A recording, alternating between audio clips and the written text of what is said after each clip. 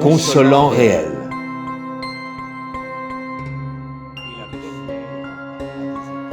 Que perçoit le regard d'un reflet qui l'abuse, puis vient auprès de lui trahir ce qu'il y dépose, sous le furtif pli d'un mystère intérieur d'où ne s'exprime jamais le motif de séjour.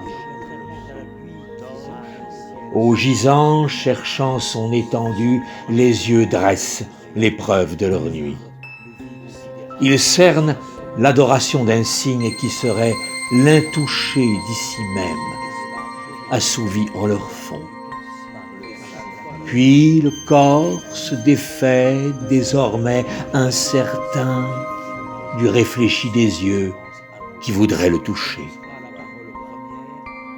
Que ne nous reviens-tu, mémoire de nos vues retournées, à contre-champ de l'invisible, effeuillant nos rêves, glanant nos fantômes.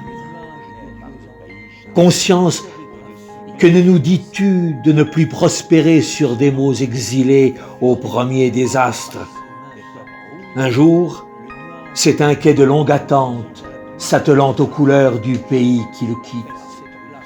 Là, une autre fois, c'est une aube de haute marche qui s'éprend de l'arbre abattu.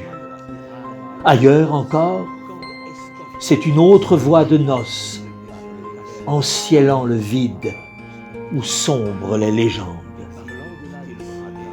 Qui de la lumière ou de son ombre appelle le miracle des formes?